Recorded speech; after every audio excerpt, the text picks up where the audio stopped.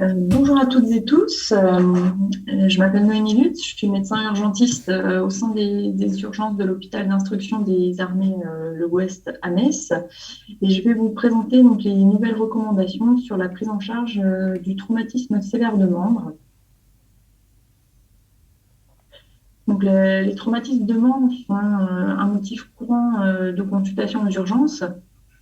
Et donc, le registre national de TraumaBase de 2020, une étude sur 15 823 patients qui ont été admis en structure d'accueil de traumatisés graves, a montré que 50% des patients avaient un traumatisme de membre, donc un AIS non nul. L'AIS, c'est l'Abbreviated Injury Scale. C'est un score en fait de 0 à 6 qui cote donc les lésions de membres, de 0, donc aucune lésion, à 6 des lésions fatales. Donc voilà, 50% donc, présentaient un traumatisme de membre, 20% avaient donc un AIS plus strictement supérieur à 2, 30% nécessitaient une intervention chirurgicale à J0, et pour 3% d'entre eux, le traumatisme de membre était responsable d'un choc hémorragique.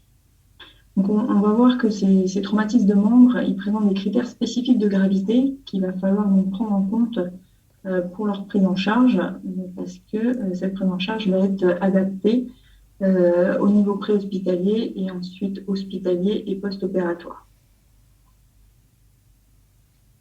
Donc un traumatisme sévère de membre, c'est quoi?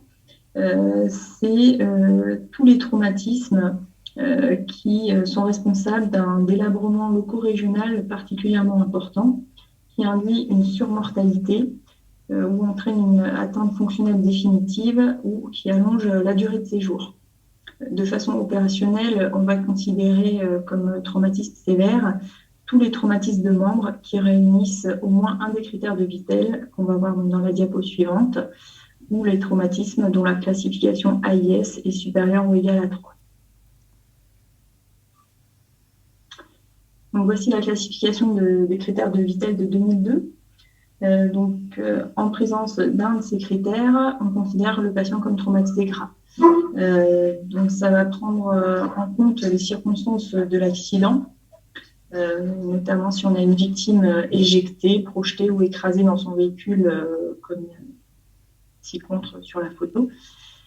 S'il y a eu une victime décédée dans l'accident, une chute de plus de 6 mètres, ou s'il y a eu une explosion ou un blast. Au niveau de l'examen du patient, ce sera donc un patient stable au niveau hémodynamique ou respiratoire, ou qui présente des lésions neurologiques, dont la prise en charge va nécessiter une ventilation assistée, un remplissage vasculaire ou la nécessité d'amine. Au niveau plus particulièrement des lésions, ce sera tout ce qui est traumatisme pénétrant, volet thoracique, brûlure, traumatisme du bassin, une amputation de membre, une ischémie aiguë ou une lésion médulaire. Donc en 2020, donc des recommandations formalisées d'experts ont été établies sur la prise en charge de ces traumatismes sévères de membre. Donc c'est 21 experts issus donc, des sociétés françaises d'anesthésie-réanimation, de médecine d'urgence, de chirurgie orthopédique, de chirurgie vasculaire et des personnels du service de santé des armées qui ont élaboré un référentiel qui a répondu à 11 questions qu'on va voir ensuite et qui a abouti donc, à l'élaboration de 19 recommandations. Donc ces 11 questions, les voici. Donc la première aborde donc, les critères de gravité des TSM qui imposent l'admission du patient au trauma center. La deuxième, les moyens disponibles pour contrôler le saignement. Ensuite, à l'hôpital, les examens radiographiques à réaliser. Au niveau chirurgical, donc on se posera la question de quand réaliser une ostéosynthèse, quelle stratégie chirurgicale, donc ça va être tout ce qui est sauvetage de membres ou amputation en cas d'atteinte vasculaire ou de délabrement majeur. Et ensuite, tous les moyens de prévention, donc des complications qu'il peut y avoir au niveau de ce traumatisme, donc notamment le risque septique, la maladie thromboembolique, le syndrome de Loge, l'insuffisance rénale, le risque d'embolie graisseuse. Et en dernier, on verra les moyens disponibles pour contrôler la douleur. Donc, en premier, quand on prend en charge un patient traumatisé, il va falloir donc apprécier la gravité initiale. Donc les experts recommandent d'admettre en centre spécialisé de traumatologie grave, Trauma Center, les patients qui présentent au moins un critère de Vittel en préhospitalier. Plusieurs études ont montré que l'admission dans ces centres spécialisés permettait de réduire la mortalité de ces patients. Donc, en pratique, on considère donc traumatisé sévère un traumatisme pénétrant en amont du coude ou du genou, un important délabrement de membres qui inclut donc un dégantage, un écrasement ou une ischémie aiguë, une amputation, comme on peut voir ci-contre un patient qui a sauté sur un engin explosif, une lésion hémorragique ou des fractures de deux os longs proximaux, l'humérus ou le fémur.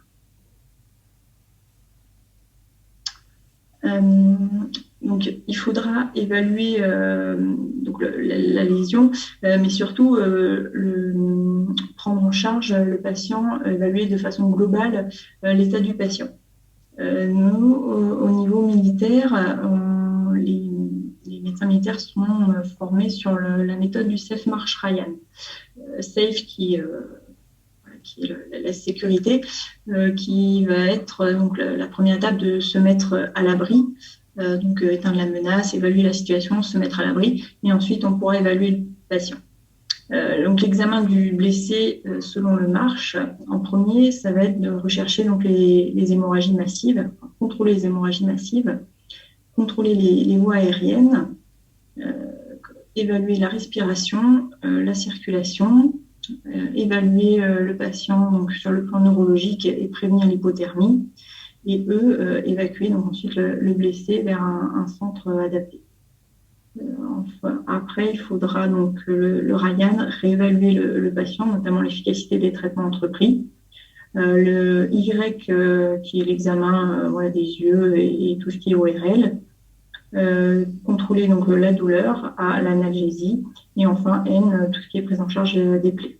On l'a vu, il faudra traiter en priorité l'hémorragie, car c'est la première cause de décès évitable lors de tel traumatisme. C'est vraiment l'enjeu majeur des 30 premières minutes.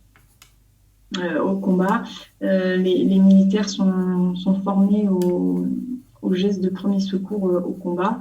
Et c'est vrai que c'est quand même un impératif de santé publique. Il faudrait que tout citoyen sache pratiquer des gestes simples qui sauvent, notamment donc, en présence d'une hémorragie, d'effectuer une compression manuelle directe ou alors d'appliquer un pansement compressif au niveau d'une plaie hémorragique simple. En revanche, il faudra poser un garrot tactique si on est en présence d'une plaie de grande taille, d'une plaie extrêmement délabrante, ou s'il y a amputation de membres, en présence donc, de corps étrangers non extractifs dans la plaie, devant une hémorragie active abondante, si la compression est inefficace ou en cas de multiples actions à mener, si on a plusieurs victimes à prendre en charge. Donc, je fais un petit aparté sur la pose du garrot. Donc le garrot se pose en amont de la plaie, donc au-dessus, au plus proche de la plaie, environ une main au-dessus de la plaie, pour limiter au maximum la zone d'ischémie. Donc on serre la sangle autour du membre, donc si possible un membre où il y a juste un os. Et ensuite, on serre le garrot en tournant le tourniquet jusqu'à l'arrêt du saignement. Et on pointe donc, le tourniquet dans le petit triangle ici. Il est important de noter l'heure de pause du garrot, soit sur le garrot, soit sur le patient. Parce que il faudra, si possible, que le garrot soit, que le blessé parvienne au chirurgien en moins d'1 heure. Voilà, donc le garrot tactique, c'est la technique d'hémostase la plus rapide, la plus efficace et la moins consommatrice en personnel, qui a prouvé son efficacité dans les études, notamment sur les populations militaires, et qui présente donc qui n'augmente pas la morbidité des patients. Il n'y a pas d'augmentation du risque d'amputation en cas de pose d'un garrot. Donc le garrot, il faut qu'il soit posé de façon réflexe au niveau d'un trauma de membre, même si voilà, il n'y a pas forcément une hémorragie abondante. De toute façon, il sera réévalué dès que possible par un médecin. Il faudra réévaluer notamment son efficacité s'il n'y a pas de reprise du saignement. Réévaluer son utilité. Donc, c'est-à-dire, on pourra desserrer le garrot, sauf si le patient est en état instable, s'il présente un choc hémorragique, s'il est en arrêt cardiaque ou s'il y a un syndrome d'écrasement. Donc, on pourra desserrer le garrot si on est en mesure de rester à côté du patient. Si le saignement reprend, il faudra resserrer immédiatement le garrot.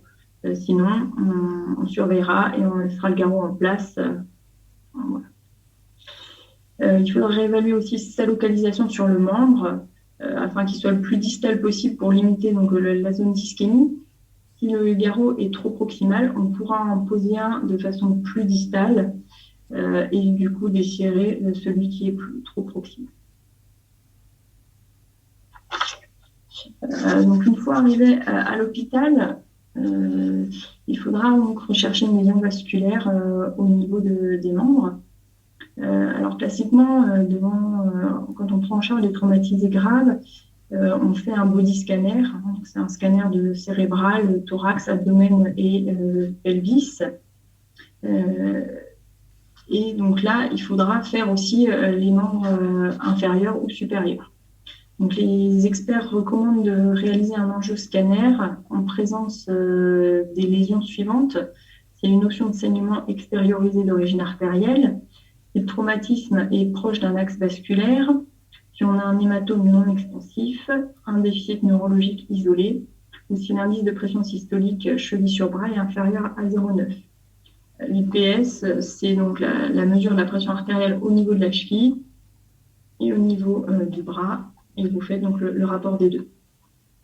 En revanche, si on est devant un saignement extériorisé important, un hématome expansif ou pulsatile, si on a un syndrome ischémique franc avec une absence de pouls, une pâleur du membre ou un souffle, là, il faudra aller explorer la plaie au bloc opératoire directement sans passer par l'imagerie.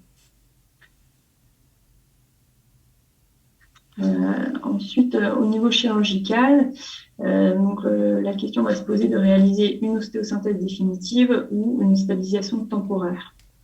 On va prendre en compte plusieurs critères qui vont permettre de grader le risque de complications secondaires en trois stades, faibles, intermédiaires et élevés. Donc le risque faible, c'est pour un patient qui est stable sur le plan hémodynamique, respiratoire, qui n'a pas d'autres lésions traumatiques associées. On conseille de réaliser une ostéosynthèse définitive dans les 24 premières heures. Ça permet de diminuer l'incidence des complications locales ou systémiques, type de syndrome de détresse respiratoire aiguë ou d'embolie graisseuse. Par contre, devant un risque intermédiaire ou élevé, qui est dû à un patient qui est instable sur le plan hémodynamique ou respiratoire, ou qui présente des lésions traumatiques sévères au niveau cérébral, thoraco-abdominal ou médulaire, on privilégiera de faire déjà une réanimation appropriée, de mettre une stabilisation temporaire, soit par des fixateurs externes ou une traction, et de réaliser secondairement l'ostéosynthèse une fois que le patient sera stabilisé. Cette stratégie va permettre de diminuer les complications systémiques dues à l'anesthésie et à la chirurgie, de limiter les pertes sanguines périopératoires et diminuer les risques de coagulopathie. Donc dans le référentiel, vous retrouverez ce tableau qui est assez lourd, avec donc, tous les critères qui permettent de classer les patients. Donc toujours au niveau chirurgical, décider du sauvetage du membre ou d'une amputation. En cas de stabilité hémodynamique d'un traumatisé de membre, on privilégiera un sauvetage de membre parce que tout d'abord, la qualité de vie est meilleure et l'évolution psychologique aussi. En cas d'évolution défavorable, on pourra procéder à une amputation secondaire, ce qui a les mêmes risques, les mêmes résultats fonctionnels qu'une amputation primaire. En revanche, en cas de choc hémorragique, il faudra privilégier une stratégie de damage control, donc de privilégier l'arrêt du saignement au détriment peut-être du membre. Les critères de gravité qui vont peser en faveur d'une décision d'amputation. Donc, un critère ne suffit pas, il faut qu'il y ait plusieurs critères. Ce sera l'amputation traumatique complète, une perte de substance importante qui ne permettra pas de recouvrir complètement l'amputation. Une section lunaire tibiale. Lunaire tibiale, c'est celui qui est responsable de l'innervation, notamment du genou et de la jambe. Donc, si on a une jambe qui n'est plus fonctionnelle, est-ce qu'il faut la garder ou pas? Des fractures multiples avec perte osseuse importante ou des lésions ischémiques de plus de 6 heures. L'amputation, la réadaptation est souvent plus courte, il y a moins de réhospitalisation et de réopération, mais bon, le pronostic fonctionnel et psychologique est quand même très compliqué. On privilégiera, si possible, de faire une amputation sous le genou. Enfin, la 6e question, donc aborder le risque septique. Il est recommandé d'administrer une antibioprophylaxie en cas de traumatisme avec une fracture ouverte de membre le plus rapidement possible pour 48 à 72 heures. Donc, ce sera une antibiothérapie systématique qui est active sur les cocygrammes plus les anaérobies, type augmentin ou céphalosporine. Il faudra aussi donc laver abondamment la plaie et l'emballer dans un pansement stérile, immobiliser la fracture, vérifier le statut tétanique. Et ensuite, c'est la prise en charge chirurgicale qui permettra aussi d'éviter donc le risque d'infection. Concernant le risque d'événements thromboemboliques, le risque va être évalué au cas par cas. Donc plusieurs facteurs à prendre en compte, notamment le risque lié à la zone traumatisée. On sait que le polytraumatisme, le traumatisme de hanche, de fémur ou de genou sont associés à des risques de thrombose veineuse profonde ou d'embolie pulmonaire élevés. Le risque lié au patient et ses comorbidités, il faudra prendre en compte si le patient a des antécédents d'événements thromboemboliques ou s'il est déjà sous anticoagulant ou pas.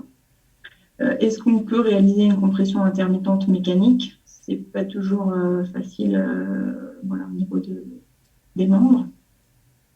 Non, il faudra donc mettre une thromboprophylaxie médicamenteuse par HBPM dans les 36 premières heures après contrôle de l'hémorragie et de l'hémostase, même si le patient présente d'autres lésions d'organes solides ou des lésions cérébrales.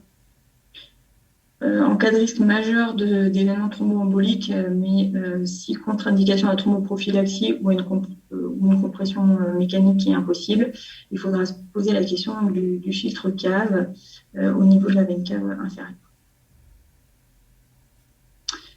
Le syndrome des loges. Donc, en cas de traumatisme de membre, il y a souvent donc, une hémorragie ou un œdème au niveau des muscles qui vont être comprimés en fait dans la loge musculaire. C'est ce qu'on appelle le syndrome des loges ou syndrome compartimental. Les facteurs de risque d'apparition de ce syndrome, c'est bien évidemment une fracture, une contusion par mécanisme d'écrasement, une lésion hémorragique, une reperfusion d'une lésion ischémique ou une hypotension. Il faudra rechercher de façon répétée en fait, les signes suivants, les 4 P. Pain étant la douleur, pain with passive stretch étant la douleur à la mise sous tension, des paresthésies ou une parésie du membre, qui vont être donc synonymes d'un syndrome des loges. En cas de pâleur ou de diminution du pouls périphérique, souvent, donc c'est des signes tardifs de syndrome des loges qui signent un peu le caractère irréversible de ce syndrome. En cas de doute ou de patient inconscient, donc on a plusieurs moyens de mesure, notamment de mesurer donc, la pression intracompartimentale ou la pression de perfusion musculaire. Donc, si ces valeurs sont anormales, il faudra procéder à une fasciotomie précoce qui sera faite par un chirurgien au bloc opératoire. La fasciotomie, ça consiste en fait à inciser largement la peau, le tissu sous-cutané et donc le fascia, l'enveloppe qui entoure les muscles, au niveau de toutes les loges musculaires du segment de membre qui est touché. Alors là, je vais passer vite fait donc, sur les complications qu'il peut y avoir donc, au niveau hospitalier. Donc chez un patient qui présente une rhabdomyolyse aiguë post-traumatique, il faudra réaliser un bilan biologique répété, avec notamment un dosage de la myoglobine, la créatine, phosphokinase et de la kaliémie. Procéder à un sondage urinaire pour surveiller la diurèse et le pH urinaire afin de détecter et donc de prendre en charge une insuffisance rénale aiguë.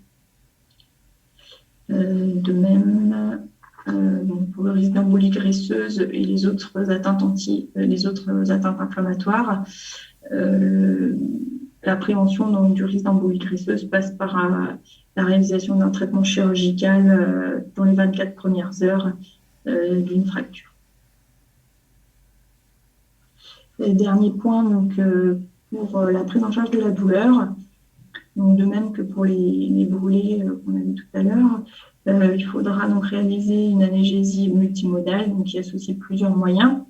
Au niveau pharmacologique, les antalgiques classiques, le paracétamol, la kétamine intraveineuse à la dose de 0,15 à 0,3 mg/kg. Si ça ne suffit pas, de la morphine en titration et éventuellement encore du midazolam, de l'hypnol.